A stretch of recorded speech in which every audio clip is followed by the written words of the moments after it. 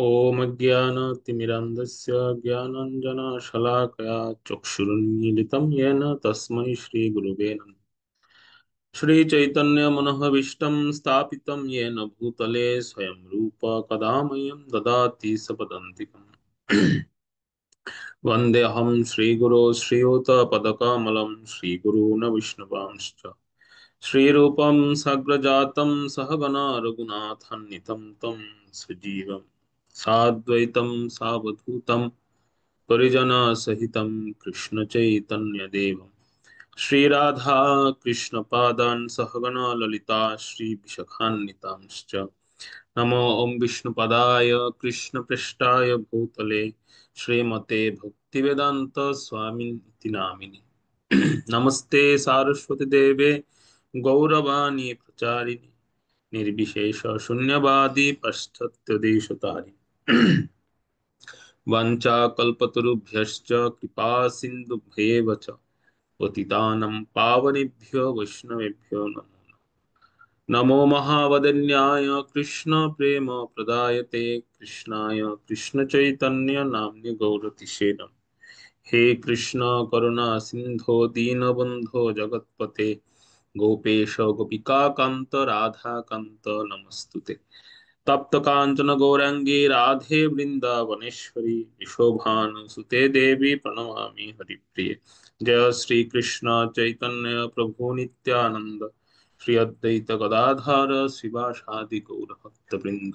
हरे कृष्णा कृष्णा कृष्णा हरे हरे हरे राम राम राम हरे हरे। ओम नमो भगवते वासुदेवाय। ओम नमो भगवते वासुदेवाय। ओम नमो भगवते वासुदेवाय।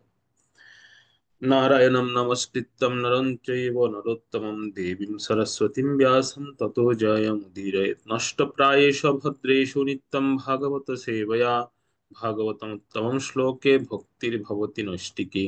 मुखं करोति वाचालं पङ्गुं लङ्घयते गिरिं यत्कृपातमहं वन्दे श्रीगुरुं दिनतारिणं श्रीचैतन्येश्वरं परमानन्दमाधवम्। नमो ओम विष्णुपदाय कृष्णपृष्ठाय भूतले श्रीमते जयपताका स्वामिनिति नामिने। नमो आचार्य पदाय निताय कृपप्रदायिने गौर कथा दामोदाय नगर ग्राम तारिणे। हरे कृष्ण। সাপ্তাহিক শ্রীমদ্ ভাগবতম পাঠচক্র ক্লাসে উপস্থিত সমস্ত ভক্তমণ্ডলীর শ্রীচরণ কমল বন্দনা করছি। সবাইকে সুস্বাগতম জানাই এবং সবাইকে রথযাত্রার শুভেচ্ছা। এই শুভ মুহূর্তে ভগবান জগন্নাথ দেবের রথযাত্রাকালীন সময়ে আমরা ওনারই বিশিষ্ট লীলা বা ওনারই বাগময় বিগ্রহ শ্রীমদ্ ভাগবতের উপর চর্চা করছি। শ্রীমদ্ ভাগবতের প্রথম স্কন্দ 49 অধ্যায় চলমান। আজকে শ্লোক 27 থেকে হবে। তো আপনারা ক্লাস রিভিউ শ্রবণ করেছেন ইতিমধ্যেই, যেখানে আপনারা শ্রবণ করেছেন যে কিভাবে আহ, পরীক্ষিত মহারাজের সম্মুখে শ্রীমদ্ ভাগবত বক্তা ছিল সুখদেব গোস্বামীপাদের আগমন ঘটেছিল এবং ছিল সুখদেব গোস্বামীপাদের যে একজন বক্তার যে রূপের বর্ণনা, সেই রূপের বর্ণনা করা হচ্ছে এখানে। অর্থাৎ বক্তার স্বরূপ কেমন হওয়া উচিত বা কেমন হয়। তো আমরা 27 নম্বর শ্লোকে যাই। আরো কিছু ওনার বৈশিষ্ট্য রূপের সেটা বলা হচ্ছে। 27 নম্বর শ্লোকটা পড়ুন।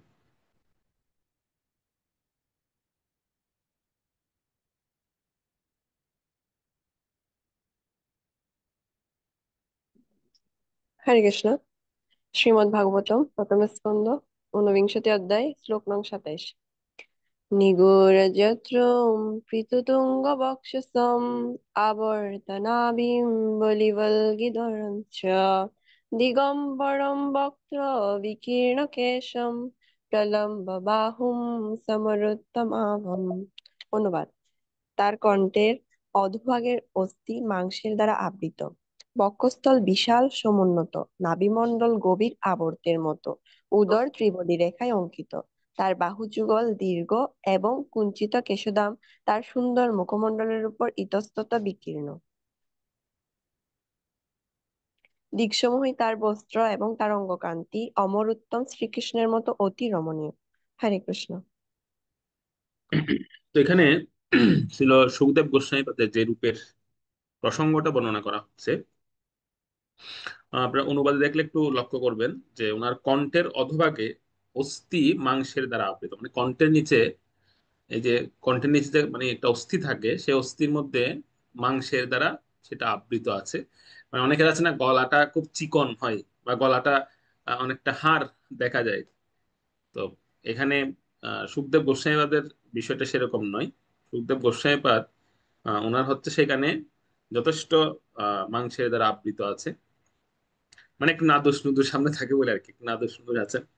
এবং বক্ষস্থল, ওনার যে বক্ষস্থল, বক্ষস্থল সেটি হচ্ছে বিশাল সমুন্নত, মানে অনেক বড় প্রশস্ত, অনেক চওড়া বক্ষস্থল। নাভিমণ্ডল গভীর আবর্তের মতো, অর্থাৎ সুগভীর নাভি ওনার। এবং উদরে ওনার ওনার যে পেটে ত্রিবলী রেখা, মানে তিনটি রেখা সেখানে, অর্থাৎ তিনটি সেখানে রেখা বিরাজমান। এবং ওনার বাহু যুগল হচ্ছে দীর্ঘ, বাহু যুগলের বর্ণনা করা হচ্ছে সেটি অত্যন্ত দীর্ঘ, অনেকটা অনেক জায়গায় এরকম উপমা দেওয়া হয়েছে যে হাতির সুরের মতো, হাতির যে সুর সেই সুরের ন্যায় ওনার বাহুগুলো দীর্ঘ, একদম হাঁটু পর্যন্ত বিস্তৃত। কুঞ্চিত কেশদাম, মাথার যে চুল সেটি হচ্ছে কুঞ্চিত, মানে কোকড়ানো চুল। এবং সেটা চুলটা মুখমণ্ডলের উপর এদিক সেদিক ইতস্তত বিকীর্ণ, বিভিন্নভাবে ছড়িয়ে ছিটিয়ে আছে। কিন্তু ওনার কোনো পরনে কোনো বস্ত্র নেই। ওনার দিক সমূহই হচ্ছে ওনার বস্ত্র।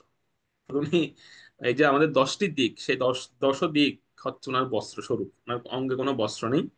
আর ওনার অঙ্গকান্তিটা কেমন, অমরোত্তম, মানে ভগবানকে বলা হয়েছে অমরোত্তম, মানে যিনি দেবতাদের থেকে উত্তম। অমর মানে হচ্ছে দেবতাগণ, দেবতাদের থেকে যিনি উত্তম, সেই অমরোত্তম শ্রীকৃষ্ণের মতো অতি রমণীয় ওনার অঙ্গকান্তি, মানে দেখতে অনেকটা ভগবানের মতোই মনে হচ্ছিল। এই প্রসঙ্গটা একজন বক্তার ক্ষেত্রে বলা হচ্ছে এই জন্যই যে একজন বক্তাকে যদিও মনে হতে পারে তিনি একজন সাধারণ ব্যক্তি, বা আমাদের মতে একজন ব্যক্তি তিনি, কিন্তু একজন বক্তা তিনি কখনো সাধারণ মানুষ নন। যিনি ভাগবত আহ, বক্তা তিনি কিন্তু সাধারণ মানুষের মতো মনে হয় না, মানে সাধারণ মানুষের মতো মনে হলেও তিনি সাধারণ মানুষ নন। এখানে সেটাই বলা হচ্ছে। তিনি হচ্ছেন, উনার সবচেয়ে বড় বৈশিষ্ট্যটা হচ্ছে কি, উনি একজন সাধু, উনি একজন সাধু ব্যক্তি। সাধু ব্যক্তি মানে কেমন, আমরা সাধু বলতে কি বুঝি?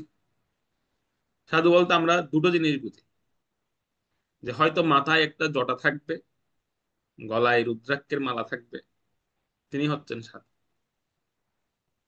অথবা মাথায় জটা থাকবে না, মাথাটা মুড়ানো থাকবে, কণ্ঠে তুলসী মালা থাকবে, তিনি হচ্ছেন সাধু। আমাদের মানে আমাদের সাধুর উপলব্ধি বা উপমাটা হচ্ছে অনেকটা এরকম।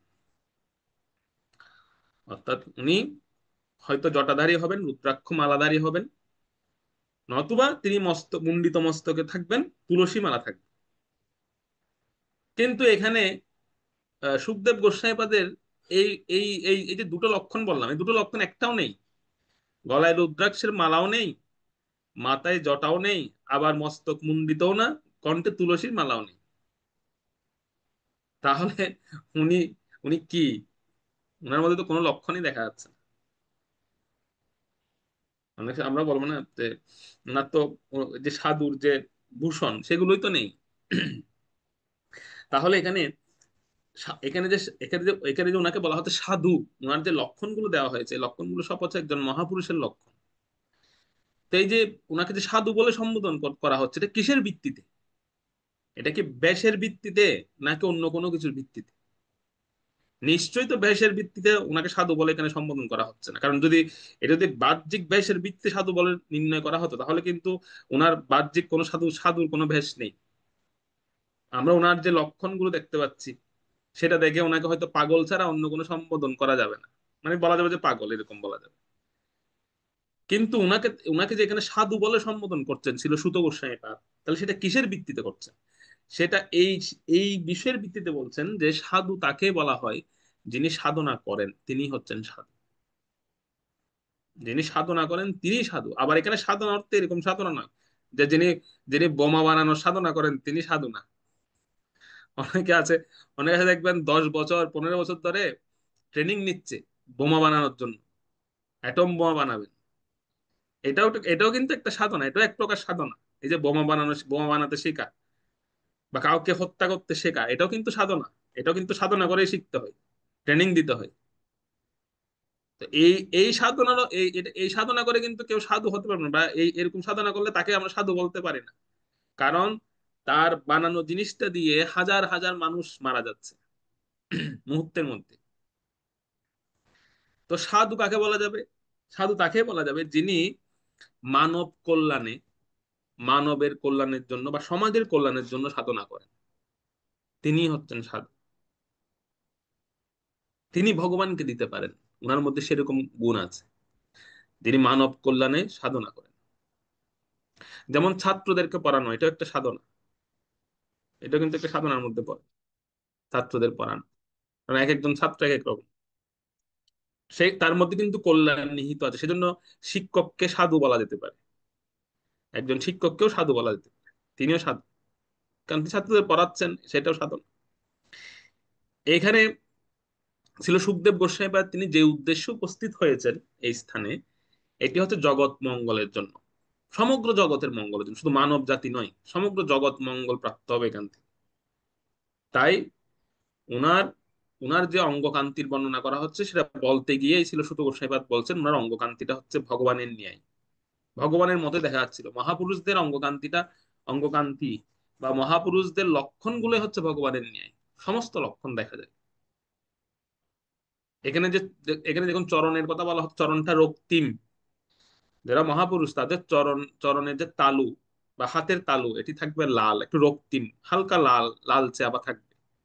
এটা থাকার অর্থ হচ্ছে কি, ওনাদের এই লালচে আভাটা থাকার কারণটা হচ্ছে যে ওনারা হচ্ছেন, ওনাদের মধ্যে করুণা, প্রচন্ড পরিমাণে করুণা আছে, প্রচন্ড পরিমাণে করুণা আছে। সেজন্য এই হাতের তালু বা পায়ের তালু এগুলো লাল, হালকা, একদম হালকা একটু লাল বা গোলাপি, এই এই এরকম এরকম বর্ণযুক্ত হয় রক্তিম যাকে বলা, এটা করুণার প্রকাশ, ওনাদের মধ্যে করুণার প্রকাশ। তো এখানে যে লক্ষণগুলো আছে, এই সমস্ত লক্ষণগুলো কিন্তু একজন মহাপুরুষের মধ্যে দেখা যায়। মানে আমরা আমরা কারোর মধ্যে যদি এই লক্ষণগুলো দেখতে পাই, তাহলে নিঃসন্দেহে ওনাকে একজন মহাপুরুষ বলে আমরা চিন্তা করতে পারি বা আমরা তাকে নির্ণয় করতে পারি। সেজন্য এই লক্ষণগুলোর কথা এখানে বর্ণনা করা হয়েছে। যেমন শ্রীমন নিত্যানন্দ প্রভুকে যখন মহাপ্রভু প্রথম দেখেছিলেন, তখনই মহাপ্রভু বলছিলেন যে উনাকে দেখতে অবধূত মনে হলেও উনি কিন্তু পাগল নন, উনি অবধূত নন, উনি কিন্তু সাক্ষাৎ একজন মহাপুরুষ। ওনার মধ্যে মহাপুরুষের সমস্ত চিহ্ন দেখা যাচ্ছে, নিত্যানন্দ প্রভুকে দর্শন করে মহাপ্রভু বলেছে। আর এমন একটা বিষয় আর একটা আর একটা লক্ষণ, আর একটা সেটা বলে দিই, সেটা হচ্ছে এরকম যে মহাপুরুষরা কিন্তু এই সমস্ত লক্ষণ লুকাতে চান, ওনারা দেখাতে চান না। ওনারা সবসময় লক্ষণগুলো লুকিয়ে রাখতে চান। তো সুখদেব গোস্বামীও তার ব্যতিক্রম নন, তিনিও লুকাতে চাচ্ছিলেন। তিনি চিন্তা করছিলেন যে এই সমস্ত বিষয় একটু লুকিয়ে রাখাই ভালো। কিন্তু এই সমস্ত লক্ষণগুলোকে আর লুকিয়ে রাখা যায়? এগুলো ঠিকই প্রকাশ পায়। কাদের কাছে প্রকাশ পায়? যারা ভক্ত তাদের কাছে প্রকাশ পায়, অভক্তদের কাছে এই জিনিসটা কখনো প্রকাশিত হবে না। তো সেখানে যে সমস্ত মহর্ষিরা উপস্থিত ছিলেন, প্রত্যেকেই তো ওনারা এক একজন মহাত্মা। ঠিক ওই ওনারা চিনে নিয়েছেন যে এই এই বালকটি সাধারণ কেউ নয়, এই বালকটি হচ্ছে সাক্ষাৎ একজন মহাপুরুষ এখানে উপস্থিত হয়েছে। সেটা বুঝতে পেরে, চিনতে পেরে ওনারা কি বললেন, আমরা 28 নম্বর শ্লোকে যাই। 28 নম্বর শ্লোকে বলা হচ্ছে, 28 নম্বর শ্লোকটা পড়ি।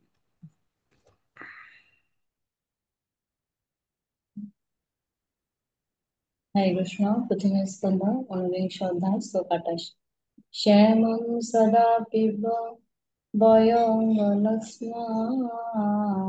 স্ত্রীণাম মনগ্নং রুচিরস্মিতেন প্রত্যুত্থিতাস্তে মুনয় স্বস্বনেভ্যঃ তৎলক্ষণজ্ঞা অপি গুরুর্বর্চসম।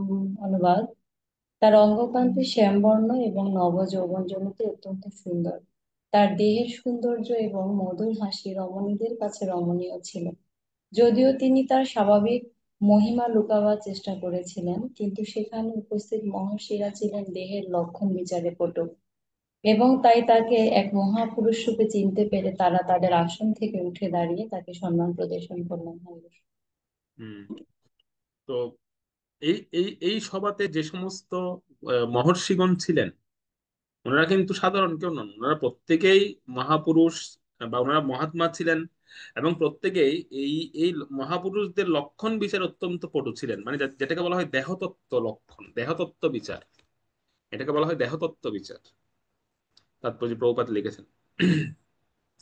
দেহতত্ত্ব বিচারে যারা অত্যন্ত অভিজ্ঞ, ওনারা বুঝতে পারেন, লক্ষণ দেখলে বুঝতে পারেন যে কেমন ব্যক্তিত্বের অধিকারী হন, উনি কেমন ব্যক্তিত্বের অধিকারী। এটা কিন্তু এক প্রকার একটা বিদ্যা, মানুষের দেহের লক্ষণ দেখে বুঝতে পারা যে কেমন প্রকৃতির হবেন তিনি। বর্তমানে তো আমরা এইসব শুনেও চিনতে পারি না। সেজন্য তো বলছি এটা এটা এক ধরনের কিন্তু বিদ্যা, এটা সাধারণ জিনিস নয়। মহাপুরুষদের বিশেষ একটা গুণ, যেটা আমি আগের শ্লোকে বললাম, যে ওনারা চান যে ওনাদেরকে লুকিয়ে রাখার জন্য ওনারা চেষ্টা করেন, ওনারা দেখাতে চান না এই সমস্ত লক্ষণ। কিন্তু উপযুক্ত যিনি ব্যক্তি তিনি চিনতে পারেন, তিনি বুঝতে পারেন, তার কাছে এগুলো লুকানো যায় না। যেমন একটা উদাহরণ দিই, ছিল গৌরকিশোর দাস বাবাজি মহারাজ। ওনার কাছে যখন কেউ আসতেন, একবারে একবার একজন সম্ভ্রান্ত পরিবারের একজন ব্যক্তি ওনার কাছে এসেছিলেন, সম্ভ্রান্ত, মানে অনেক অনেক ধনী ব্যবসায়ী, এসে বাবাজি মহারাজের কাছে প্রার্থনা করছেন যে বাবাজি মহারাজ, আপনি আমাকে আহ দয়া করে আপনি আপনার শিষ্য হিসেবে বরণ করুন, আমাকে দীক্ষা দান করুন, আমাকে আপনি দীক্ষা দিন, আমাকে আপনার শিষ্য হিসেবে রেখে দিন। তো এভাবে সে পরপর কয়েকদিন বাবাজি মহারাজকে ডিস্টার্ব করছিল। পরে আহ ছিল গোরকিশোর দাস মহারাজ, তখন তাকে বললেন কাছে ডেকে, সে গলায় একটা মোটা চেন পরেছে, অনেক মোটা স্বর্ণের চেন।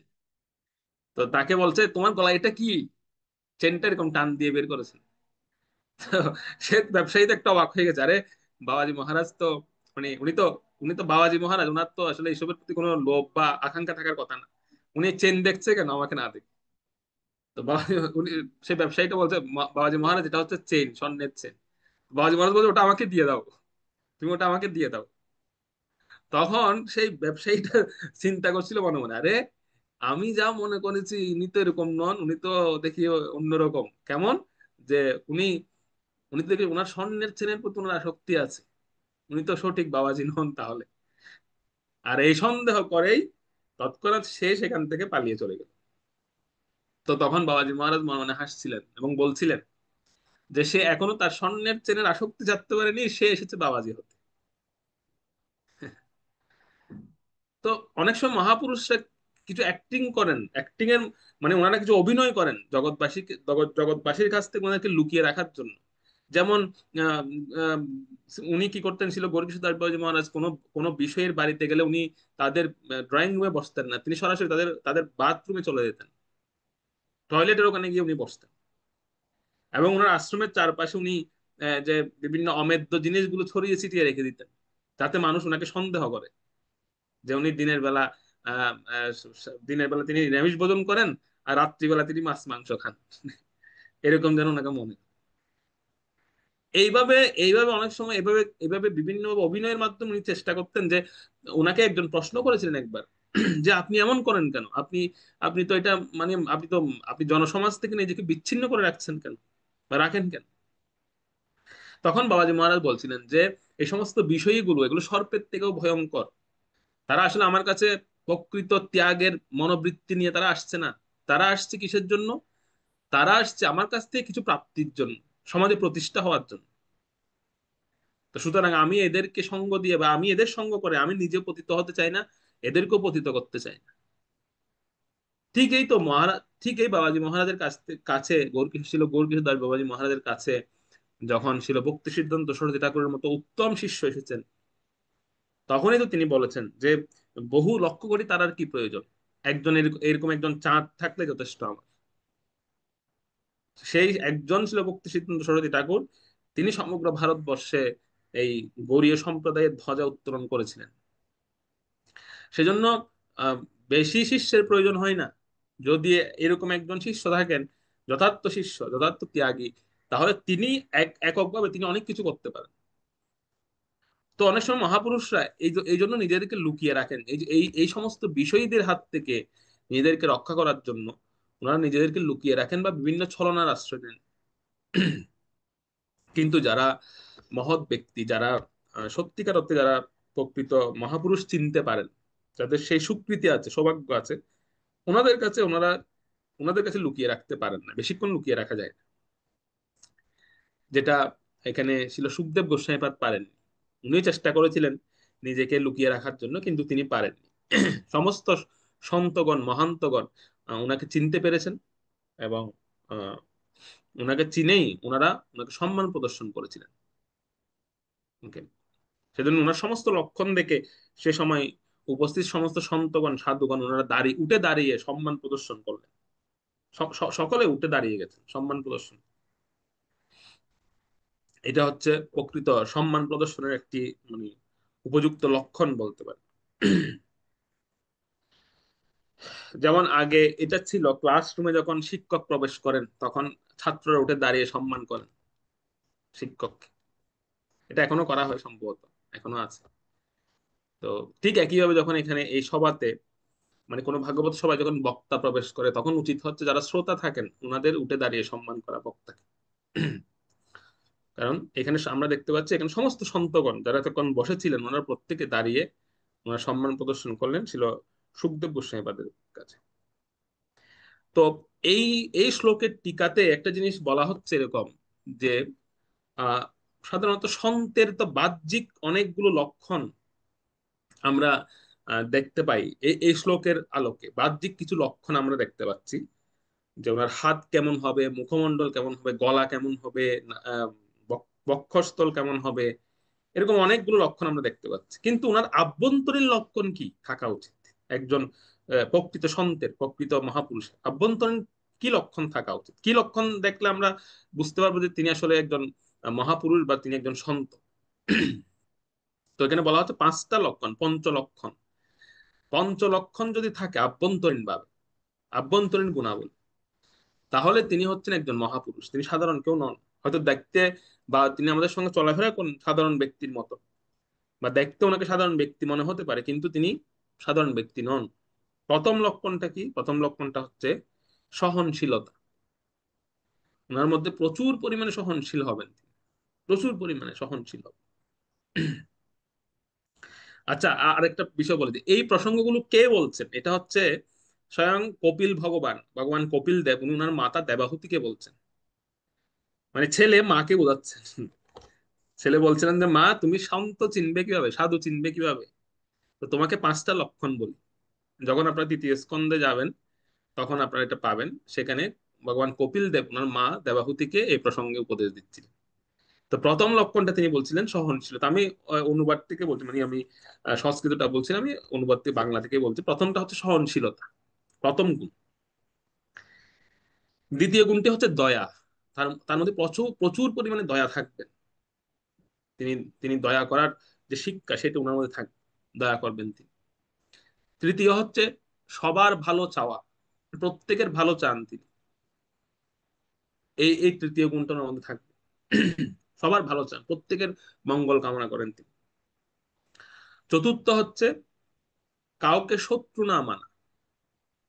তিনি কাউকে শত্রু মনে করেন না। হয়তো ওনাকে অনেকে শত্রু মনে করতে পারেন, ওনাকে অনেকে শত্রু ভাবতে পারেন বা ওনাকে অনেকে ভুল বুঝতে পারেন, কিন্তু উনি কাউকে শত্রু মনে করেন না।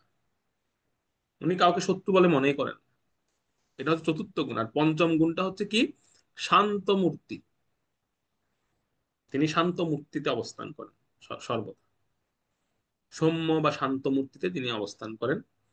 এই পাঁচটা লক্ষণ, আভ্যন্তরীণ লক্ষণ ভগবান কপিল দেব বর্ণনা করতেন, যে যার মধ্যে দেখা যায় সেই তাকে সন্ত বলে বিবেচনা বিবেচনা করা যেতে পারে, সেই তিনি হচ্ছেন প্রকৃত সন্ত। এই পাঁচটি লক্ষণ: সহনশীলতা, দয়া, সবার ভালো চাওয়া বা মঙ্গল চাওয়া, কাউকে শত্রু মনে না করা, এবং শান্ত মুক্তি।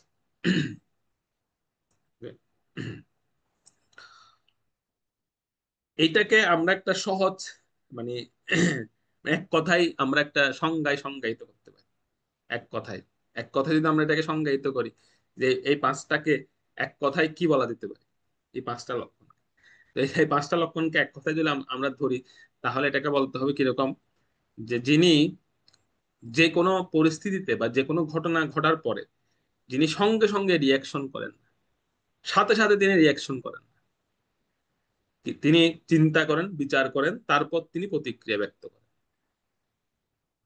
তিনি হচ্ছেন সন্ত।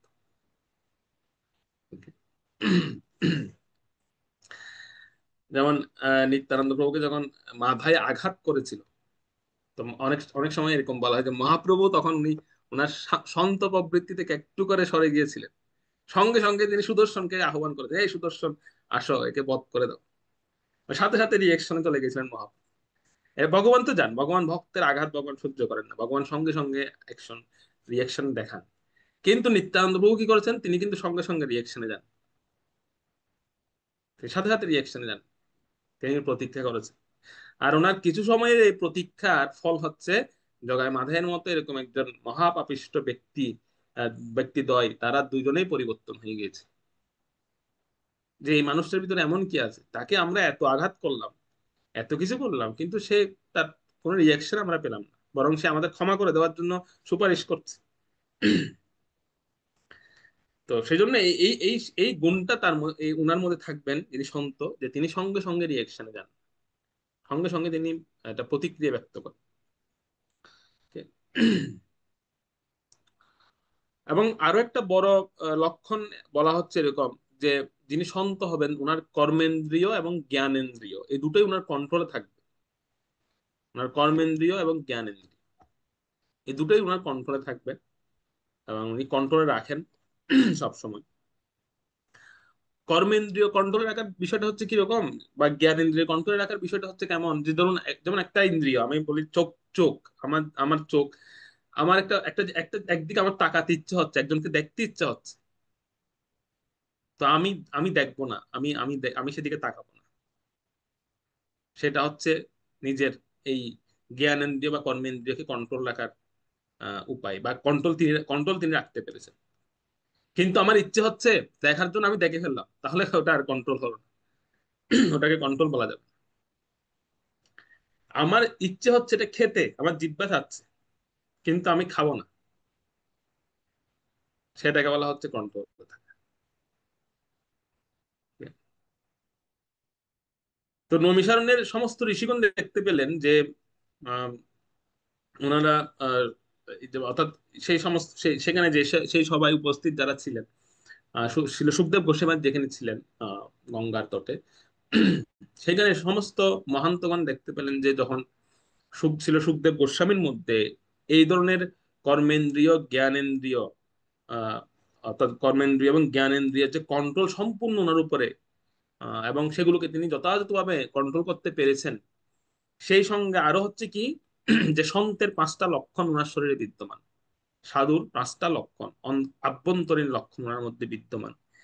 এই সমস্ত দেহতত্ত্ব বিচার করে, মনস্তত্ত্ব বিচার করে ওনারা এক বাক্যে স্বীকার করে নিলেন যে ইনি হচ্ছেন সন্ত, উনি হচ্ছেন মহাপুরুষ।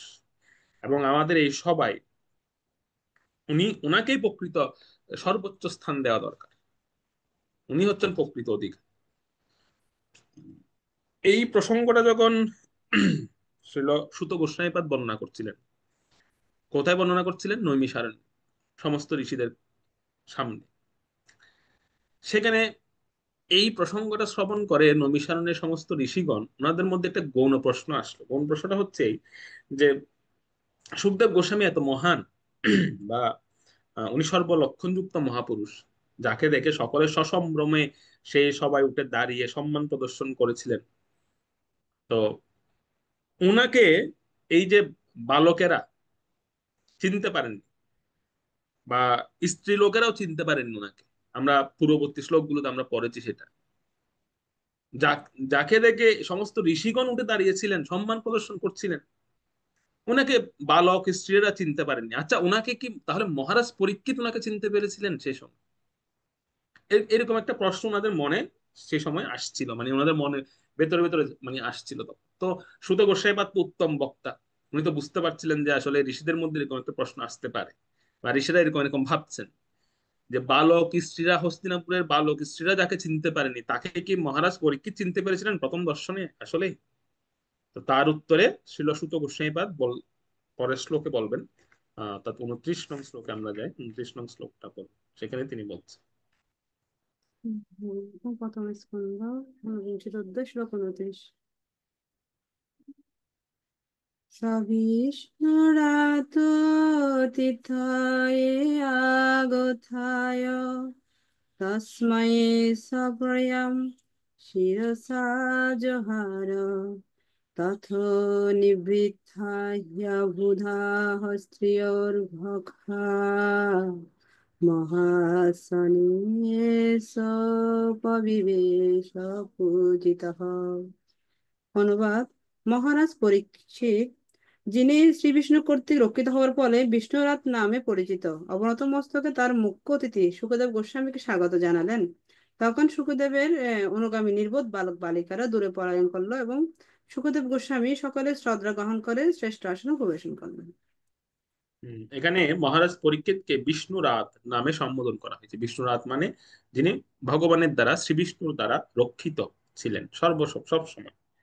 আহ মাতৃগর্ভে রক্ষিত ছিলেন এবং মাতৃগর্ভ থেকে ভূমিষ্ঠ হওয়ার পরেও ভগবান ওনাকে সব সময় ওনাকে রক্ষা করেছিলেন। সেজন্য ওনার একটা নাম হচ্ছে বিষ্ণুরাত।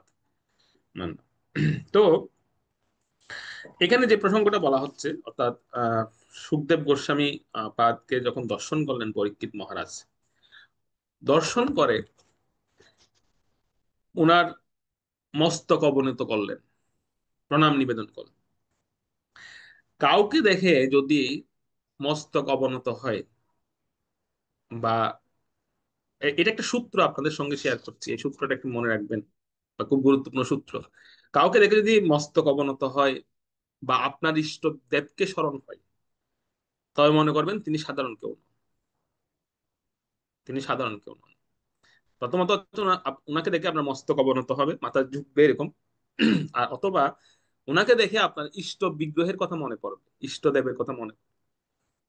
আপনি আপনি যাকে ইষ্টদেব মনে করছেন, বা আপনারা আপনাদের নিজ নিজ যে ইষ্টদেব আছে, তার কথা মনে পড়বে ওনাকে দেখে। তো মনে করবেন অবশ্যই সামনে যে ব্যক্তিটা আহ, ব্যক্তিটাকে দর্শন করেছেন তিনি সাধারণ কেউ নন। নিশ্চয়ই তিনি একজন মহাপুরুষ। তিনি হয়তো আপনার উদ্ধারের জন্য আপনার সম্মুখে এসে উপস্থিত হয়েছে, আপনার মঙ্গলের জন্য। যেমন একটা একটা উপমা দিলে আপনারা বুঝতে পারবেন। যখন হনুমানজি যখন লঙ্কায় গিয়েছিলেন প্রথম, তো তিনি তো প্রথমে খুব নিজেকে খুব মানে সূক্ষ্ম রূপ ধারণ করে তিনি লঙ্কায় প্রবেশ করেছেন, একদম ছোট রূপ, মানে এটাকে বলে মাছির মতো হয়ে গেছেন, মাছির মতো হয়ে উড়ে লঙ্কার মধ্যে প্রবেশ করেছেন। তারপর লঙ্কায় প্রবেশ করে তিনি ওনার নিজের স্বরূপে আসলেন, তবে ছোট্ট স্বরূপ, বানর স্বরূপে, ছোট্ট একটা বানরের রূপ ধরলেন। ধরে তিনি লঙ্কার সমস্ত মহলগুলো তিনি পরিভ্রমণ করলেন, কে কোথায় আছে সবকিছু দেখলেন, এমনকি রাবণের ব্যাট পর্যন্ত ঢুকে গেছেন তিনি, সেখানেও দেখে আসলেন, মানে মাতা সীতার খোঁজে।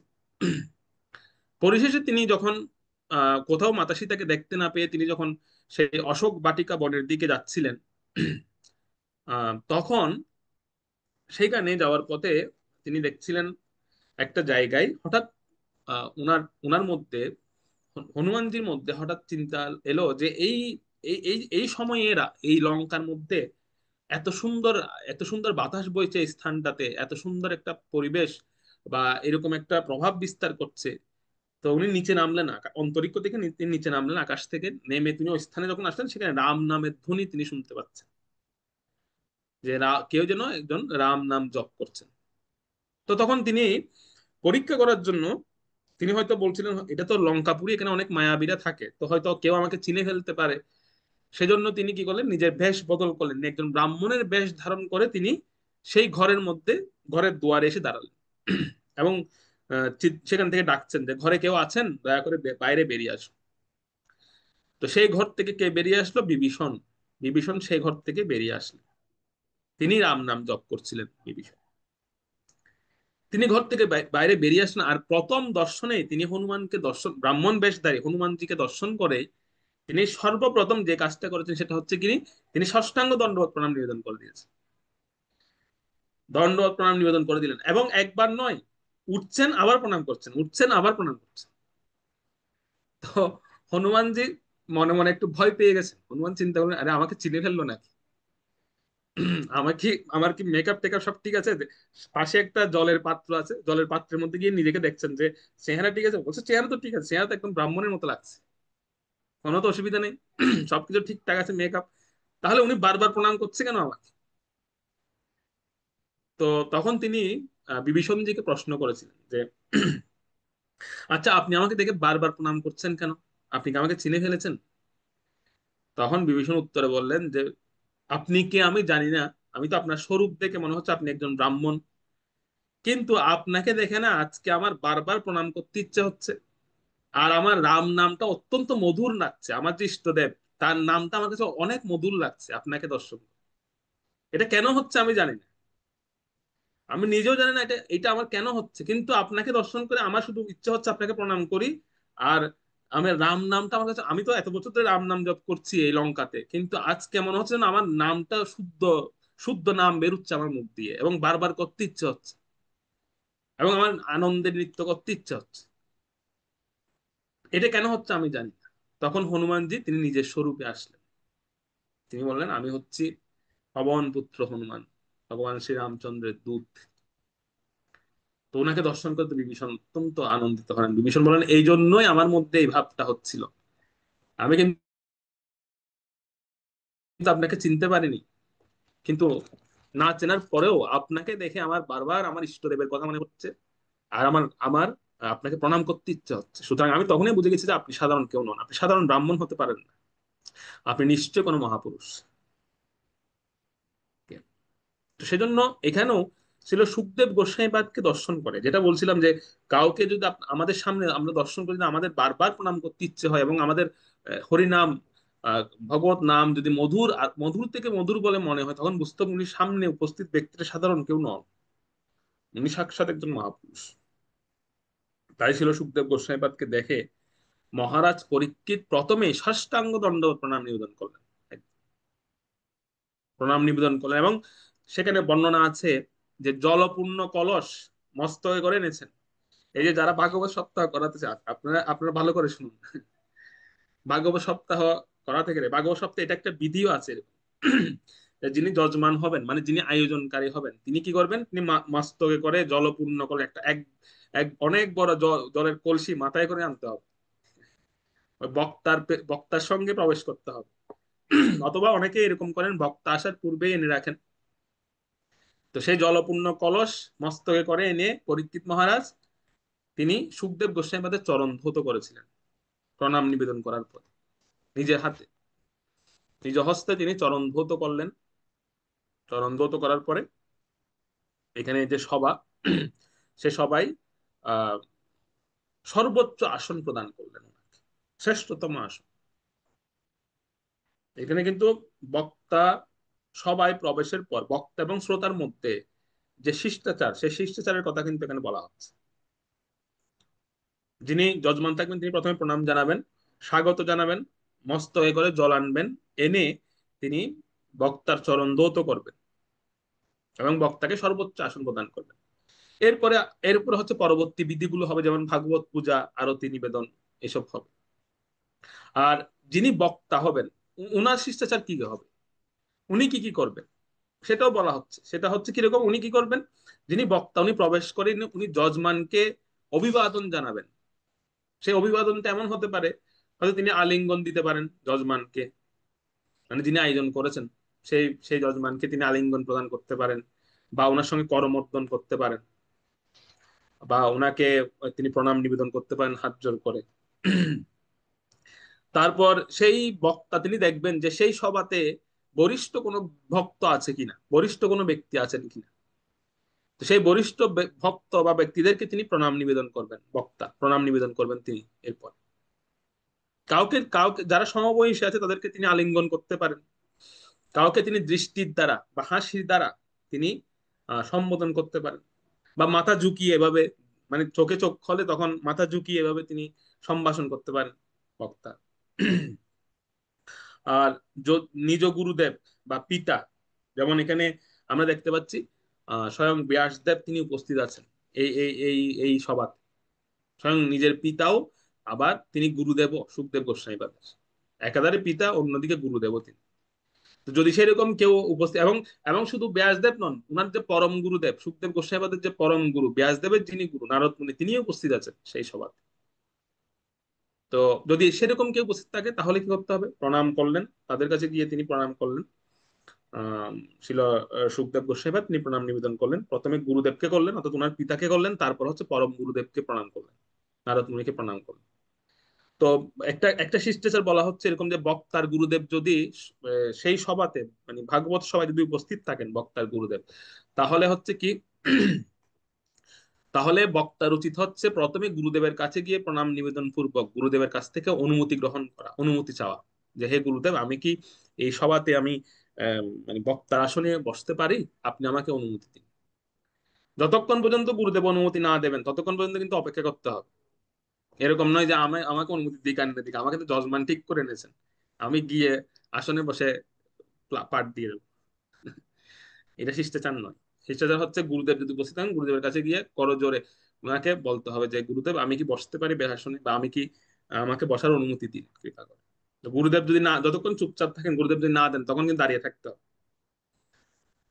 তিনি কিন্তু নিজের ইচ্ছায় সেখানে বসতে পারবেন না। তো অবশ্যই গুরুদেবের অনুমোদন প্রয়োজন, বা গুরুদেবের কাছ থেকে আদেশ পূর্বক তিনি সেই আসনে উপবেশন করবেন। Okay? তো সকলে অনুমতি আশীর্বাদ এখানে আমরা দেখতে পাচ্ছি ছিল সুখদেব গোস্বামীপাদকে প্রত্যেকে আহ অনুমোদন করেছেন, আশীর্বাদও দিয়েছেন, এবং প্রত্যেকে সেখানে ওনাকে, ওনার জন্য আহ ওনার অনুমতি, সকলের অনুমতি তিনি প্রার্থনা করেছিলেন সেই সময়। তো যখন তিনি এই সমস্ত বিষয়গুলো করছিলেন তখন আসলে দৃশ্যটা কেমন ছিল বা কেমন লাগছিল তখন, এটা আমরা 30 নং শ্লোকে পড়বো। 30 নং শ্লোক আমরা যাই, 30 নম্বর শ্লোকটা পড়বো।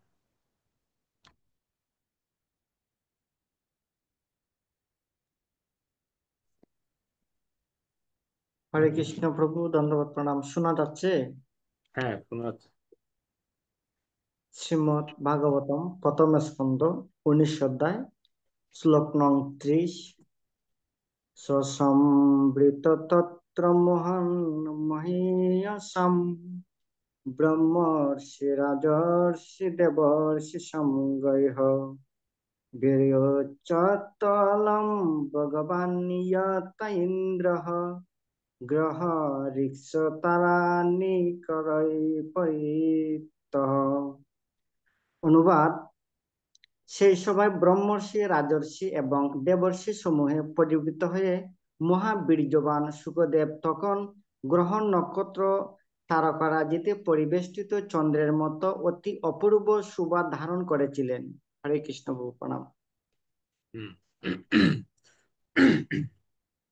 তো বক্তা তিনি যে কোনো বয়সের হতে পারেন, ঠিক আছে, বক্তা যে কোনো বয়সের হন, তাতে কোনো অসুবিধা নেই।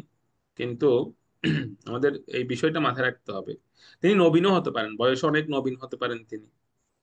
উম তো বিষয়টা হচ্ছে এখানে এই জিনিসটা যেখানে, যেটা এখানে বলা হচ্ছে ছিল সুখদেব গোস্বামী পাদ, তিনি এখানে সবার থেকে বয়সে ছোট, সকলের থেকে ছোট বয়স।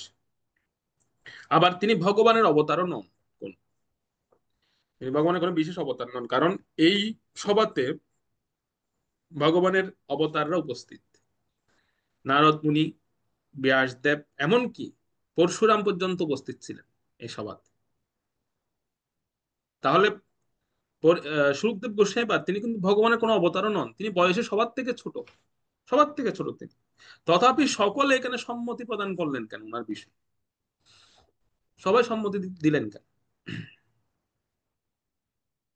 আমরা হলেও এরকম আমরা চিন্তা করি যে আসলে আহ বক্তার তো বয়স কম, আসলে কি বক্তার অনুভব আছে? আর কি কি আর অনুভব হবে তার, কি আর বুঝতে পারে, বা কি আর বুঝবেন তিনি, ঠিক আছে। অনেক সময় এরকম এরকম বিষয়ের সম্মুখীন আমাদেরও হতে হয়, কারণ আমরা ছোটখাটো জায়গায় যদি আমরা আমরা যখন এই ভাগবতের কথা বলতে যাই তখন এরকম অভিজ্ঞতার শিকার আমাদেরও হতে হয়েছে। অনেকে এরকম বলে, প্রভু আপনি বুঝবেন না, আপনাকে আর কি প্রশ্ন করব, আপনি তো আর এই সেই বিষয়টা অবলম্বন করেননি, আপনি বুঝবেন না, আপনাকে আর এই এই বিষয়ে প্রশ্ন করে কোনো লাভ নেই। অনেক সময় এরকম শ্রোতাদের মধ্যে এরকম একটা ভাব কাজ করে। ঠিক আছে না, আমি যারা বক্তা আছে ওনারা কিন্তু বলছে না, বা যারা আসলে প্রকৃত বক্তা ওনারা বলেন না যে কখনো যে উনি সব বিষয়ে পারদর্শী, সব বিষয়ে উনি অভিজ্ঞ। এটা কিন্তু একজন একজন প্রকৃত বক্তা কখনোই বলেন না। এটা আমরা কেউ, এটা কেউ বলবে না এটা, যদি প্রকৃত বক্তা হয়ে থাকে। তিনি কখনো বলবেন না যে আমি সব বিষয়ে বুঝি, সব বিষয়ে অভিজ্ঞ। কিন্তু বক্তাকে সেভাবে দেখা উচিত নয়। আমরা কখনো বক্তাকে ভেবে দেখা উচিত নয় যে আচ্ছা উনি তো আর গৃহস্থ আশ্রম অবলম্বন করেনি, উনি কি বুঝবে গৃহস্থ আশ্রমের বিষয়ে, বা ওনার মধ্যে আর কি অনুভব থাকবে। কিন্তু না, সব অনুভব তো শুধু প্র্যাকটিক্যালি করে বোঝা যায় না। কিছু কিছু অনুভব, কারো কারো কাছে অনুভব পূর্ব জন্মলব্ধ থাকতে পারে, কারো কাছে অনুভব স্বয়ং ভগবান কর্তৃক আসতে পারে। যেমন আমাদের গুরুবর্গরা, সন্ন্যাসীগণ, ওনারা তো গৃহস্থ আশ্রম অবলম্বন করেনি, কিন্তু ওনারা গৃহস্থ আশ্রম অবলম্বনকারীদেরকে ওনারা পরামর্শ দিচ্ছেন, সব আশ্রমের ভক্তদের ওনারা পরামর্শ দিচ্ছেন।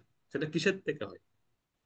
সব অনুভব, সব উপলব্ধি কেবলমাত্র প্র্যাকটিক্যাল বিজ্ঞান দিয়ে হয় না। তো অনেক সময় আমরা বক্তাদের কিভাবে জাজমেন্ট করি যে ওনার মধ্যে আর কি উপলব্ধি থাকতে পারে, অনুভব থাকতে পারে, বা উনি আর কি বুঝতে পারেন, উনি তো আর সেটা অবলম্বন করেন।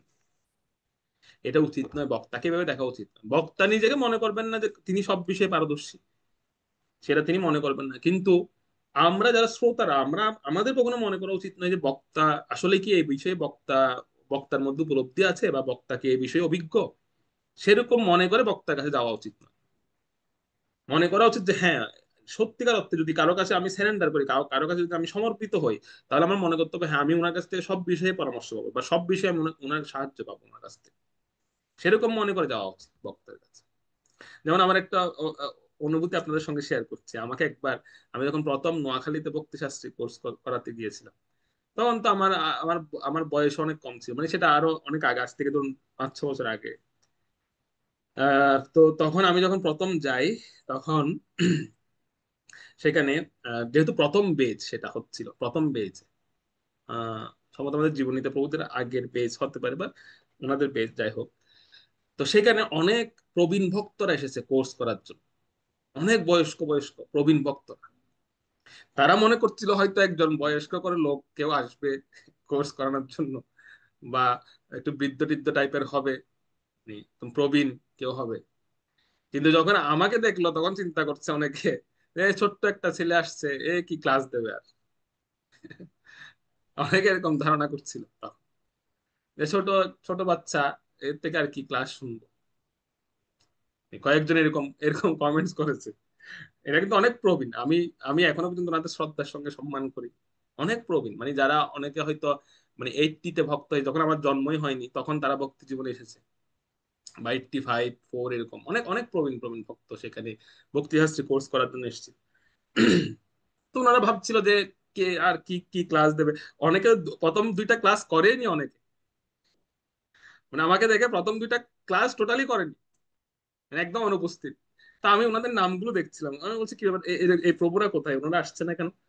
পরে একদম 2টা 3টা ক্লাস পরে গিয়ে আমি শুনতে পাচ্ছি যে এরকম এরকম বিষয়, যে ওনারা হয়তো ভাবছিলেন যে অনেক বড়সড় আহ, একজন মোটা সোটা বক্তা টক্তা আসবে, কিন্তু আপনাকে দেখে এরা চিন্তায় পড়ে গেছে যে কিভাবে, যে আপনার কাছে কিভাবে শিখবে। আপনি তো বয়স অনেক কম, তার থেকে অনেক নবীন। তো তখন আমি আর কিছু করি না, আমি যে, আচ্ছা ঠিক আছে। আমি তো আসলে আমার কাছে খারাপ লাগতো এটা, যে আমি এত দূর থেকে যাই জার্নি করে, মানে এত বিশাল লম্বা জার্নি করে আমি যেতাম, আবার ক্লাস শেষ করে আবার চলে আসতাম, মানে আমি থাকতাম না প্রথম প্রথম গিয়ে। আমি যেতাম ক্লাস দিয়ে আবার ব্যাক করতাম নোয়াখালী থেকে।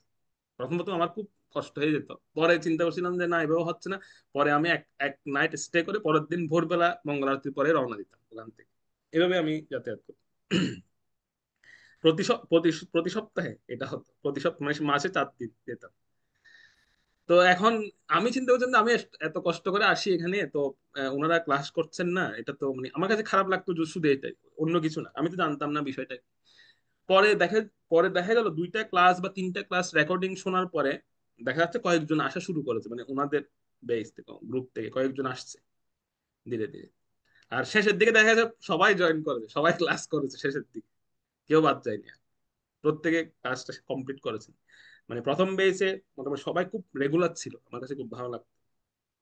তো বিষয়টা এটাই বলছি যে আমরা প্রথমে বক্তাকে জাজমেন্ট করি ওনার বয়স দেখে, বা ওনার অনুভব আছে কিনা, বা আসলে উনি বুঝতে পারবেন কিনা, উনি আমার সমস্ত সমস্যার সমাধান দিতে পারবেন কিনা। এটা কিন্তু আমরা বক্তাকে দেখে, প্রথমে বক্তার বয়স বা বক্তার অবয়ব দেখে আমরা প্রথমে একটা জাজমেন্ট করি। এটা কিন্তু আমাদের মধ্যে স্বভাবটা আছে প্রত্যেকের মধ্যে। যে যে আসলে কি ওনার মধ্যে সব অনুভব আছে, বা উনি কি সবকিছু বুঝবেন। এটা কখনো উচিত না। এটা আমাদেরকে ভাগবত শেখাচ্ছেন। ভাগবত, সেজন্য ভাগবত কিন্তু এখনো শুরুই হয়নি। মানে বক্তা এখনো বেসনে উপবেশন করেননি, কিন্তু এই সমস্ত কথাগুলো প্রথম স্কন্ধ শেষ হচ্ছে। প্রথম স্কন্ধ এই বিষয়গুলো দিয়ে শুরু শেষ হচ্ছে কেন? কারণ আমাদেরকে আমাদের অ্যাটিটিউড শেখাচ্ছে, আমাদের মনোভাবটা কেমন হওয়া উচিত শোনার পূর্বে, আমাদের মনোভাব কি থাকা উচিত ভাগবত শোনার পূর্বে, আমাদের আমাদের কাছ থেকে বক্তা কি আশা করেন। এই জিনিসগুলো শেখাচ্ছে ভাগবত প্রথম স্কন্ধ আমাদের। তো আমরা বক্তার বাহ্যিক অবয়ব বা বাহ্যিক বয়স, এই জিনিসগুলো আমাদের দেখা উচিত নয় কখনো। আমাদের দেখা উচিত হচ্ছে বক্তার গুণাবলী কি, বক্তার মধ্যে কি গুণ আছে। যাই হোক, সেটা পরে পরে কিন্তু সবাই বুঝতে পারেন একটা সময় গিয়ে। পরে সবাই বুঝতে পারেন, যেমন এখানেও আমরা দেখবো যে আহ, এরকম বিষয় এখানেও যে ঘটতে পারত, কিন্তু যেহেতু উপস্থিত সমস্ত ঋষিগণ মহাত্মাগণ ওনারা সুখদেব গোস্বামীর মধ্যে সমস্ত শুভ লক্ষণ দেখতে পেয়েছেন, বা ওনারা সেইভাবে ওনাকে বিচার করেননি, সুতরাং ওনারা প্রকৃত জিনিসটা প্রাপ্ত হয়েছিলেন সুখদেব গোস্বামী পাদের কাছ থেকে, প্রকৃত জিনিসটা পেয়েছিলেন। তো এই সেজন্য এই কারণেই এই ভাবটা যেন নৈমিষারণ্যের ঋষিদের মধ্যে না আসে। যে সময় নৈমিষারণ্যের ঋষিগণ ছিল সুত গোস্বামী পাদের কাছ থেকে শুনছিলেন এই কথাটা, এই বিষয়গুলো, তাদের মধ্যে যেন এই ভাবটা না আসে, সেজন্য ছিল সুত গোস্বামী পাদ বক্তার কিছু গুণাবলী তিনি বর্ণনা করছেন, যে কি গুণ দেখা উচিত আসলে বক্তার মধ্যে। কিছু শ্রোতা বা শিষ্যের গুণও তিনি বলেছেন এখানে, তবে বক্তার গুণ তিনি বলেছেন, বক্তার গুণটাই বেশি বলেছেন। 31 নং শ্লোকে আমরা যাই, 31 নং শ্লোকে বক্তার কিছু গুণাবলীর কথা আবার বর্ণনা করছেন। ধরুন 31 নং।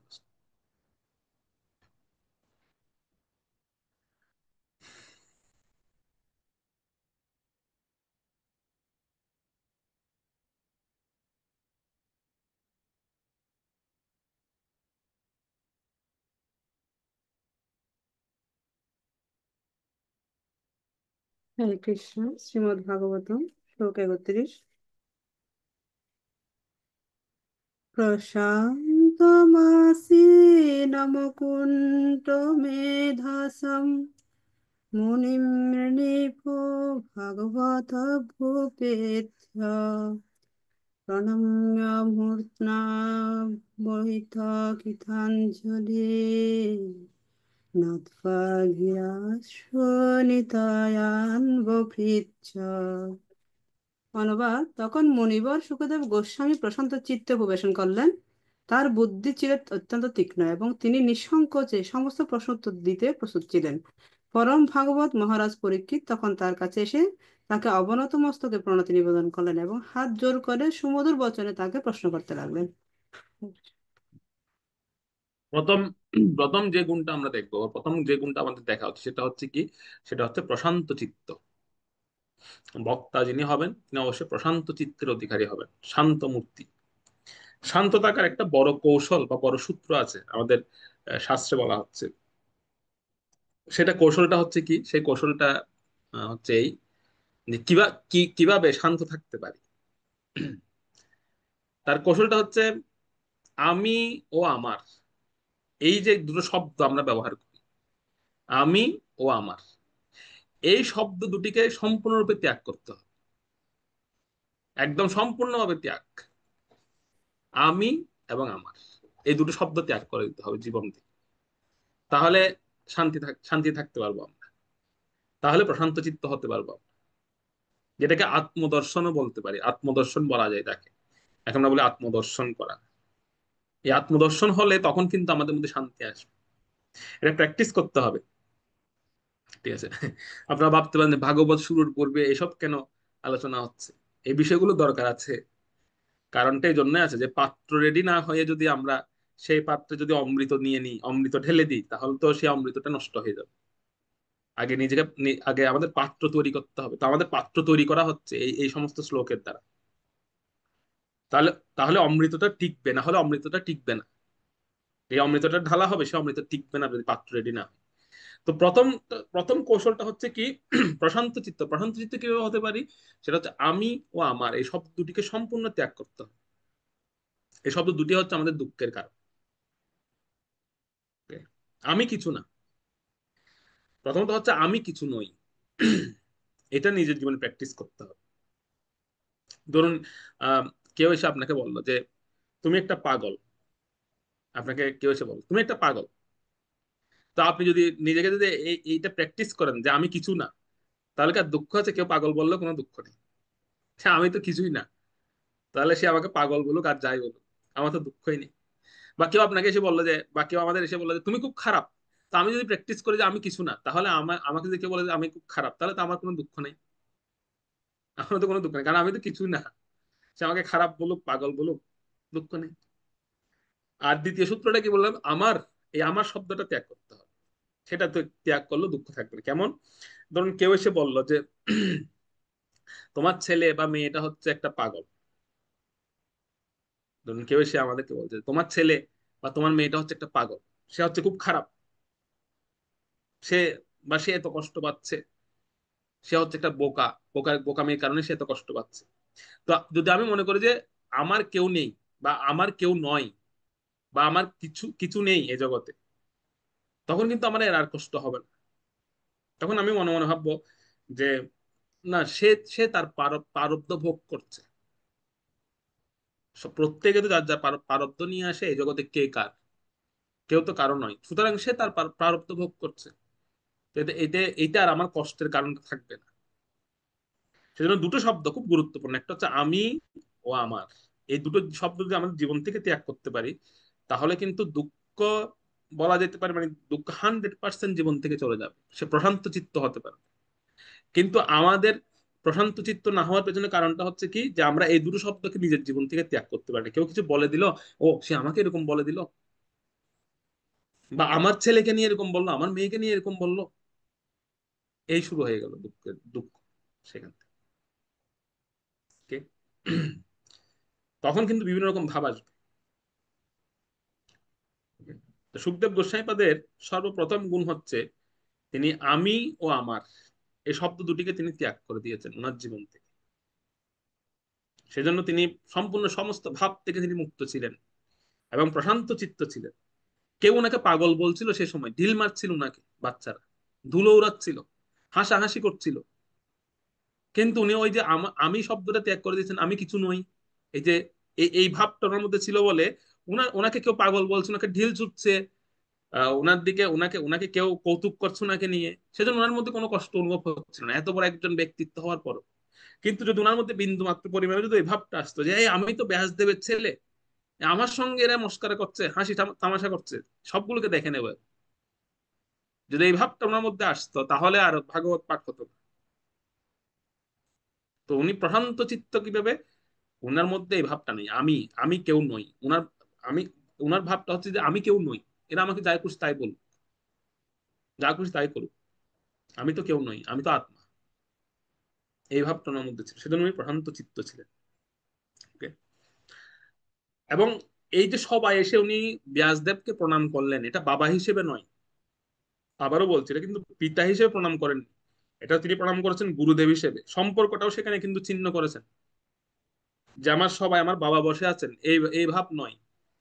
উনি প্রণাম করছিলেন যে আমার গুরুদেব বসে আছেন সেখানে, সেই অনুসারে গিয়ে উনি প্রণাম নিবেদন করেছিলেন। সম্পর্কের ভিত্তিতে নয়, সম্পর্কের ভিত্তিতে হলে তো ওনার মধ্যে ভয় আসতো প্রবচন দেওয়ার সময়, ও আমার সামনে আমার বাবা বসে আছে, বা আমার বাবা, আমার এই কথাটা বললে আমার বাবা মাইন্ড করবে কিনা আবার। যেমন উনি গৃহস্থদের নিয়ে অনেকগুলো কমেন্টস করেছেন, ভাগবতে পঞ্চম স্কন্ধে পাবেন। মানে গৃহস্থ আশ্রম হচ্ছে অরণ্যের মতো, একটা গভীর বনের মতো। তো এইসব শুনে আবার সেখানে তো সবাই উপস্থিত অনেক গৃহস্থরা ছিলেন, তো এরকম ভাব ওনার মধ্যে কাজ করছিল না যে এটা শুনে আবার কোনো উনি মাইন্ড করবে কিনা। যেমন অনেক সময় আমরা অনেক কিছু বলতে পারি না, বলতে চাইও আর থেমে যেতে হয়, যে আমার এই কথাটা শুনে আমার কেউ কষ্ট পাচ্ছে কিনা, কারোর হৃদয়ে আঘাত পাচ্ছে কিনা। সেজন্য আমরা আমরা অনেক সময় অনেক কিছু বলতে গিয়েও থেমে যাই, বলতে পারি না। কিন্তু সুখদেব গোস্বামীপাদের মধ্যে এটা ছিল না। প্রকৃত বক্তা হচ্ছেন তিনি। আর ওনার আমার সম্পর্ক কোনো কোনো সম্পর্ক নেই, সম্পূর্ণ সম্পর্ক ছিন্ন হয়ে তিনি কথা বলছিলেন সেখানে, যেটা প্রকৃত সত্য সেটাই উপস্থাপন করছিলেন। এটাই হচ্ছে একজন বক্তার লক্ষ্য। আমি এবং আমার এই দুটো জিনিস থেকে বেরিয়ে গেলেই তিনি প্রশান্ত চিত্ত হন। সেই বক্তা হচ্ছেন প্রশান্ত চিত্ত। তো মানে এই এই জিনিসটা এই জন্য বলা হচ্ছে, সম্পর্ক থেকে যদি মুক্ত হতে পারে না, তিনি হচ্ছেন প্রশান্ত চিত্ত। সম্পর্ক থেকে মুক্ত হতে হবে। এটা এটা হচ্ছে বক্তার বক্তার দ্বিতীয় গুণটা কি এই শ্লোকে বলা হচ্ছে, যে বুদ্ধি হবে তীক্ষ্ণ, অত্যন্ত তীক্ষ্ণ বুদ্ধি সম্পন্ন হবেন তিনি। যেটা প্রথমে আমি বলছিলাম যে সাথে সাথে তিনি রিয়াকশন করেন না। একজন বক্তা সঙ্গে সঙ্গে কোনো বিষয়ে রিয়াকশন দেখান না, তিনি বুদ্ধি দিয়ে বিচার করেন, বুদ্ধি দিয়ে বিচার পূর্বক সিদ্ধান্ত গ্রহণ করেন বক্তা, সঙ্গে সঙ্গে রিয়েক্ট করেন না তিনি। এটা হচ্ছে বক্তার দ্বিতীয় গুণ। তৃতীয় গুণটা হচ্ছে কি, নিঃসংকোচ, নিঃসংকোচে সমস্ত প্রশ্নের উত্তর দেওয়া। কোনো সংকোচ করবেন না তিনি, নিঃসংকোচে সমস্ত প্রশ্নের সব বিষয়ে তিনি সমাধান দিবেন, সব বিষয়ে তিনি উত্তর প্রদান করবেন নিঃসংকোচে। একজন বক্তার মধ্যে সব ধরনের অনুভব আছে, যদি প্রকৃত বক্তা হন তিনি, সব ধরনের অনুভব কিন্তু ওনার মধ্যে আছে, কিন্তু তিনি সেটা দেখান না। ওনার কাছে সমস্ত প্রশ্নের উত্তর আছে, আবার অনেক সময় তিনি দেন না, ইচ্ছে করে উত্তর দেন না। এটার কারণও আছে। এটার কারণটা হচ্ছে কেন জানেন? এটা আপনার বলতে পারেন কেন কেন উত্তর দেন না তিনি। তার কারণটা হচ্ছে শ্রোতার যোগ্যতা বিচার করে, শ্রোতার মানসিকতা বিচার করে তিনি উত্তর দেন না। কারণ সব শ্রোতার মানসিকতা একই রকম থাকে না। শ্রোতার মানসিকতা বা যোগ্যতার ভিত্তিতেই তিনি বক্তা প্রশ্নের উত্তর দেন। তাই এই শ্লোকে আহ, যেহেতু এই এই বিষয়টা চলে এসেছে, সেজন্য এই শ্লোকে শ্রোতারও কিছু যোগ্যতার কথা এখানে বলা হচ্ছে, যে আসলে উপযুক্ত শ্রোতার কি যোগ্যতা থাকা উচিত। তো এখানে উপযুক্ত শ্রোতার তিনটি ভাবের কথা বলা হয়েছে, যেগুলো আমরা ভগবত গীতাতেও পাই, যে প্রণাম, বিনীত ভাব এবং উপযুক্ত প্রশ্ন বা পরিপ্রশ্ন। এই তিনটা গুণ বক্তার মধ্যে শ্রোতার মধ্যে থাকতে হবে, অবশ্যই থাকতে হবে। এই তিনটি ভাব নিয়ে প্রশ্ন করা উচিত বক্তার কাছে, প্রণাম, বিনীত ভাব এবং উপযুক্ত প্রশ্ন, তিনটা ভাব নিয়ে।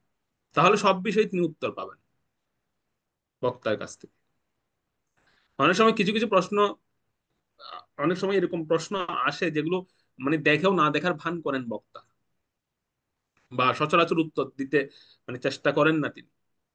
কারণ প্রশ্নকারীর মনোভাবটা থাকে অনেক সময় পরীক্ষা করার জন্য বক্তাকে, যে বক্তাকে একটু টেস্ট করে দেখি, যে বক্তা সব বিষয়ে পারদর্শী কিনা, বক্তার মানে বক্তার গভীরতা কতটুকু, জ্ঞানের গভীরতা কতটুকু একটু দেখি, টেস্ট করে।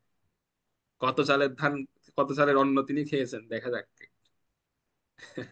সেজন্য বক্তারা এটা বুঝতে পেরে, মানে শ্রোতার এই ভাবটা বুঝতে পেরে বক্তা সব প্রশ্নের উত্তর দেন না, তিনি এড়িয়ে যান, অনেক কিছু এড়িয়ে যান তিনি। যে সমস্ত শ্রোতার মধ্যে পরীক্ষা করার মানসিকতা থাকে, সে সমস্ত শ্রোতাদের আসলে শ্রোতা হওয়ার কোনো উপযুক্ততাই নেই। কখনো বক্তাকে পরীক্ষা করতে যাওয়া উচিত। আমি আমি সত্যিকার অর্থে আমি জানতে আগ্রহী, আমি সত্যিকার অর্থে এই বিষয়টা জানি না, আমি এটা অনুভব করতে চাই, জানতে চাই। যদি এরকম হৃদয়ের ভাব থেকে কেউ প্রশ্ন করে, তবেই সে যথাযথ উত্তরটা পান, যত উত্তর পান। তাৎপর্যে এই প্রসঙ্গে ছিল প্রভুপাদ লিখেছেন, মানে অনেক অনেক বিষয় তিনি লিখেছেন, প্রশ্নকারীর মনোভাব বা আসলে কি কিরকম হওয়া উচিত, শ্রোতার মনোভাব কেমন হওয়া উচিত, আপনারা পড়েছেন নিশ্চয়ই সেখানে। তাৎপর্যে প্রভুপাদ এই বিষয়ে লিখেছেন কিন্তু। তো সেজন্য পরীক্ষিত মহারাজ ছিলেন উপযুক্ত, সর্বলক্ষণযুক্ত, তিনি একজন সৎ শিষ্য বা সৎ শ্রোতা তিনি। পরবর্তী শ্লোকে ওনার একটি বিশেষ গুণ বলা হচ্ছে, ছিল সুখদেব গোস্বামীপাদকে যেটা আকৃষ্ট করেছিল সেই সময়। সেই গুণটা কি, 32 নম্বর শ্লোকটা পড়ো। 32 নম্বর শ্লোক।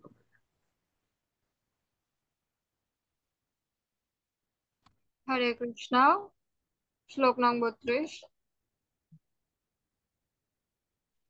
পরীক্ষিতোবাচ আহো অদ্য বয়ম ব্রহ্মণ সৎস্যব্যক্ষত্রবান্ধবः কৃপয়াতিথিরূপেণ ভবদ্ভীতিরিতকাকৃতः। অনুবাদ: ভাগ্যবান রাজা পরীক্ষিত বললেন, হে ব্রাহ্মণ, আপনি কৃপা করে আমার অতিথি রূপে উপস্থিত হয়ে আমাদের তীর্থের মতো পবিত্র করেছেন। আপনার কৃপায় আমরা অযোগ্য ক্ষত্রিয় হওয়া সত্ত্বেও ভক্তদের সেবা করার যোগ্যতা অর্জন করেছি। একজন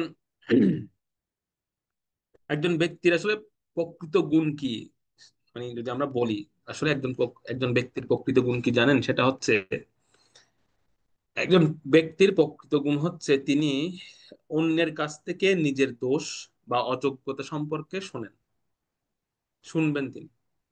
আসলে আমার আমার আমার আমার দোষটা কি, আমার অযোগ্যতাটা কি, একটু কৃপা করে বলুন। এটা তিনি শুনবেন।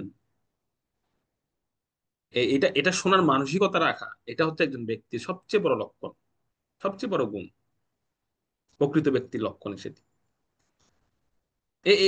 এটার জন্য তিনি কাউকে শত্রু বলে মনে করেন না।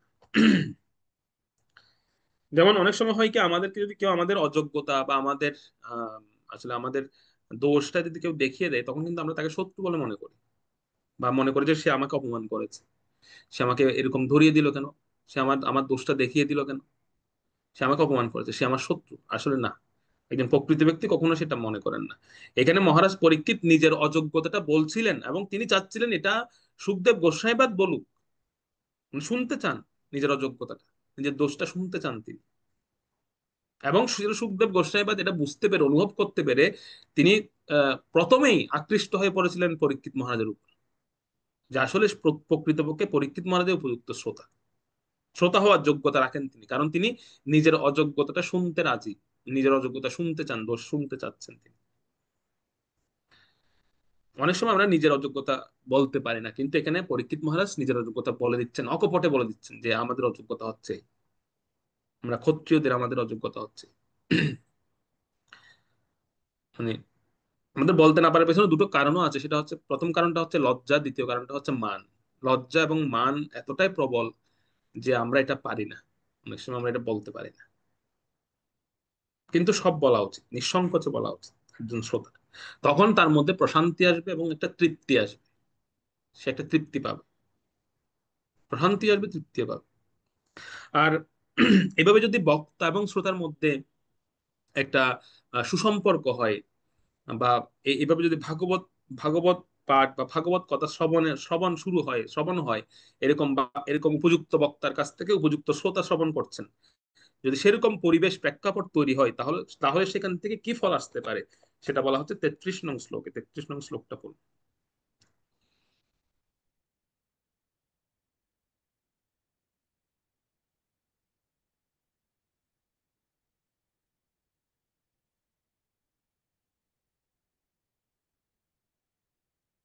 একজন পড়ুন।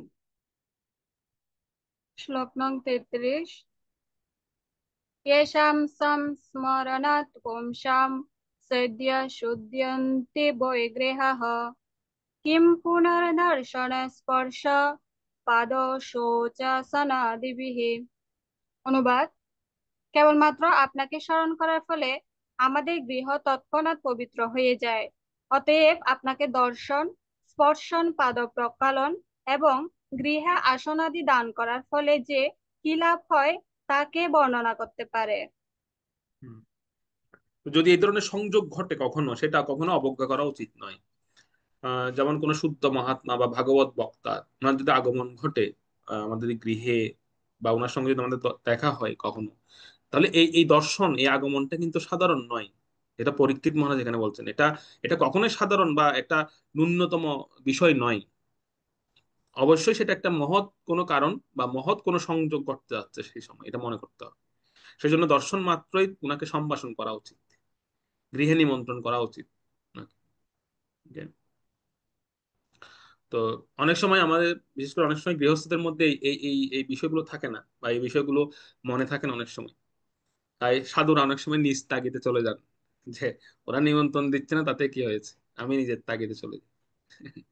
অনেক সময় সেই জন্য সাধুরা নিজের তাগিদেই চলে যান। কিন্তু এটাকে অনেকে ভালো চোখেও দেখেন না, খুশি হন না অনেকে। তাৎপর্যের মাঝের অংশে একটু পড়বেন, একজন তাৎপর্যের মাঝের অংশে এই বিষয়টা বলেছেন, প্রভুপাদ লিখেছেন যে তাই পুণ্যবান মহাত্মাদের, ওখান থেকে একজন পড়ুন তো, মাঝের অংশে আছে। তাই পুণ্যবান মহাত্মাদের গৃহস্থদের গৃহে যাওয়ার কোনো ব্যক্তিগত স্বার্থ নেই। কিন্তু তারা তাদের গৃহে যান কেবলমাত্র তাদের গৃহ পবিত্র করার জন্য।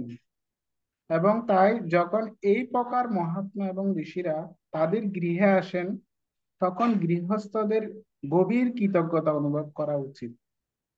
কোনো গৃহস্থ যদি এই পবিত্র আশ্রমের অবমাননা করে, তাহলে তাদের মহা অপরাধ হয়। তাই শাস্ত্রে নির্দেশ দেওয়া হয়েছে যে কোনো গৃহস্থ যদি মহাত্মাকে দর্শন করে প্রীতি নিবেদন না করে, তাহলে তাকে সে মহা অপরাধের প্রায়শ্চিত্ত স্বরূপ সারাদিন উপবাস থাকতে হয়। আচ্ছা, উপবাস থাকতে হবে, ঠিক আছে। যদি এরকম কোন মহাত্মাকে আপনার গৃহে এসেছে, আসার পরে যদি আপনি সম্ভাষণ না করেন বা তাকে উপযুক্ত আপ্যায়ন না করেন, তাহলে এটা এটা পূর্বে ছিল এই রীতিটা। পূর্বে এই রীতিটা ছিল যে কোনো গৃহস্থ যদি এই ধরনের কোনো অপরাধ তাদের দ্বারা সংগঠিত হতো, তাহলে এটার প্রায়শ্চিত্ত স্বরূপ উনি সারাদিন উপবাস করতেন, সারাদিন।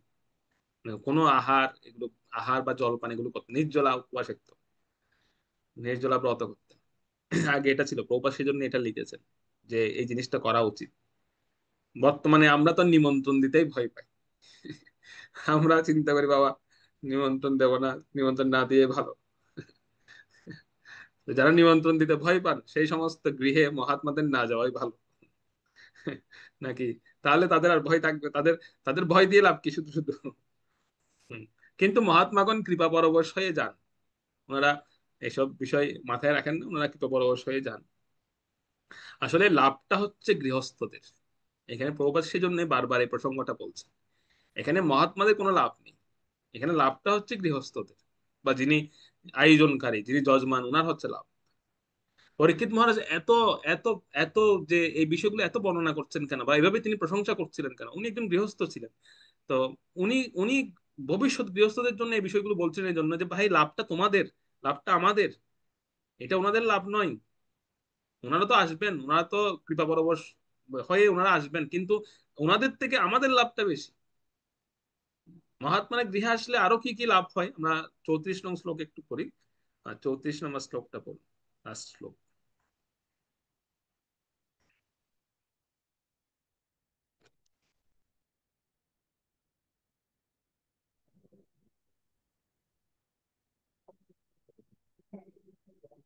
শ্লোক নম্বর 34। সান্নিধ্যত মহাযুগীন পাথকানি মহান্তপি শ্রদ্ধা নশ্যন্তি বেপুংসাম বিষ্ণুরিভ সুরইতরা। অনুবাদ: এ মহাযোগী, বিষ্ণুর সান্নিধ্য মাত্র যেমন অসুররা বিনাশ প্রাপ্ত হয়, তেমনি আপনার দর্শন মাত্রই জীবের মহা পাতক সমূহ তৎক্ষণাৎ নাশ প্রাপ্ত হয়। হুম। তো এখানে দেখবেন যে লাভটা হচ্ছে কি, এরকম যদি মহাত্মাগণ আমাদের গৃহে আসেন, তাহলে লাভটা হচ্ছে কি, দর্শন মাত্রই মহাপাতক বিনাশ প্রাপ্ত হয়, মহাপাতক চলে যায় দর্শন মাত্রই। ওনাদের আগমনের ফলেই ওনাদের যে দর্শন, সেই দর্শন মাত্রই মহাপাপ দূরীভূত হয়ে যায়। তাৎপর্যের দ্বিতীয় অংশে প্রভুপাদ লিখেছেন, সেই প্রসঙ্গটা বলেছেন যে ভগবত ভক্তের উপস্থিতির ফলে ভূত সদৃশ মহাপাপ বিনষ্ট হয়ে যায়। ভূত সদৃশ মহাপাপ মানে গৃহে যদি দেখবেন ভূত প্রেত বা রাক্ষস বা কোনো অশুভ শক্তির প্রভাব থাকে, এটা থাকতেই পারে, মানে এটা অনেকগুলো কারণে থাকতে পারে, বিভিন্ন বিষয়ের কারণে। তো সেই গৃহে যখন কোনো মহাত্মার আগমন ঘটে, ওনার চরণ ধুলি পড়ে, তখন সেই গৃহ থেকে এই সমস্ত ভূত প্রেত রাক্ষস বা অশুভ শক্তি বা কোনো ব্ল্যাক ম্যাজিকের প্রভাব, এই সমস্ত বিষয় চলে যায় সেই গৃহ থেকে, সঙ্গে সঙ্গে চলে যায়। এটা অনেক বড়, এটাকে অনেক বড় লাভ নয়? তাহলে গৃহস্থদের জন্য অবশ্যই অনেক বড় লাভ। কারণ এগুলোর জন্য আমরা অনেক কষ্ট পাচ্ছি এই জিনিসগুলোর কারণে, যেগুলো হচ্ছে মানে অশরীরী, যেগুলো সাধারণ চোখে দেখা যায় না অনেক সময়। এরকম বিভিন্ন অশুভ শক্তির কারণে আমরা অনেক সময় কষ্ট পাই, আমাদের মনে অশান্তি থাকে, অনেকগুলো বিষয় থাকে। কিন্তু যখন কোনো মহাত্মা তাদের গৃহে আসেন, তো তখন তাদের এই সমস্ত অশুভ শক্তির প্রভাব থেকে ওনারা তৎক্ষণাৎ মুক্ত হয়ে যায়, সাথে সাথে মুক্ত হয়ে যায়। সেজন্য আমন্ত্রণ করুন বেশি বেশি করে। ঠিক আছে। তো এবং কেবল আগমন মাত্রই সব চলে যায়, এখানে প্রভুপাদ লিখছেন। যেমন ভক্তিবিনোদ ঠাকুর এবং সরস্বতী ঠাকুরের একটা কাহিনী আপনারা জানেন, সেটা ওনারা যখন নবদ্বীপ পরিক্রমা করছিলেন, তখন একটা গৃহে এরকম ভূত প্রেতের উপদ্রব ছিল। তো সেখানে কেবলমাত্র এক রাত্রি বাস করেছিলেন ভক্তিবিনোদ ঠাকুর এবং ছিল ভক্তি সিদ্ধান্ত সরস্বতী ঠাকুর, এক রাত্রি বাস করেছিলেন। আর সেই এক রাত্রি বাসের ফল কি, পরের দিন সকালবেলায় দেখতে পেল গ্রামবাসীরা প্রত্যেকেই যে সেই ঘরে যে এতদিন উপদ্রব ছিল ভূত প্রেত আদি বিভিন্ন কিছু, সমস্ত উপদ্রব থেকে মুক্ত হয়ে গেছে, সেই পুরো গ্রাম মুক্ত হয়ে গেছে শুধু ভক্তিবিনোদ ঠাকুর এবং ছিল ভক্তি সিদ্ধান্ত সরস্বতী ঠাকুরের আগমনের ফল। তো এরকম এরকম বিষয়, এটা হচ্ছে মহাত্মাদের আগমনের ফলপ্রাপ্ত হয়। তো আমরাও কিন্তু কোনো না কোনো ভূতের দ্বারা আক্রান্ত, প্রত্যেকে প্রভাবিত, কোনো না কোনো ভূতের দ্বারা আমরা প্রভাবিত। যেমন আমাদের মধ্যে যে আহ, মানে অপগুণগুলো রয়েছে, ব্যাড ব্যাড হ্যাবিট গুলো রয়েছে, বিভিন্ন মানে খারাপ গুণগুলো রয়েছে, সেগুলো কিন্তু ভূতের মতো। যেমন কাম, ক্রোধ, লোভ, মোহ, মত, মাৎসর্য, এগুলো কিন্তু ভূতের ভূতের ন্যায়, এগুলো কিন্তু ভূতের মতোই বলা যেতে পারে। এই এই সমস্ত ভূতগুলো চলে যাবে যদি কোনো শুদ্ধ মহাত্মার কৃপা আমাদের উপর হয়। এগুলো চলে যাবে, তৎক্ষণাৎ দূরীভূত হয়ে যাবে। এই জন্য এখানে ছিল পরীক্ষিত মহারাজ তিনি বর্ণনা করছিলেন যে আমার মধ্যে অনেক অবগুণ আছে, বা এই সমস্ত অবগুণগুলোর দ্বারা আমি জর্জরিত। তো আপনার আগমনে আমার মনে হচ্ছে যেন সেই অবগুণগুলো আস্তে আস্তে ধীরে ধীরে ধীরে ধীরে চলে যাচ্ছে আমার মধ্যে থেকে। এই জন্য ভগবানের শুদ্ধ ভক্তদের সঙ্গে কোনো না কোনো সম্পর্কে আমাদের যুক্ত হওয়া উচিত, কোনো না কোনো সম্পর্কে যুক্ত হওয়া উচিত। তাই পরবর্তী শ্লোকে মহারাজ আহ ওনার আত্মীয়ের কথা বলবেন যে আমি যে আজকে এরকম আপনার মতো মহান শুদ্ধ ভক্তের সঙ্গ পাচ্ছি বা দর্শন পেয়েছি, এটাও হচ্ছে আমার পূর্বজ যারা আমার আত্মীয়রা ছিলেন, ওনারাও ছিলেন এরকম মহান ভাগবত ভক্ত।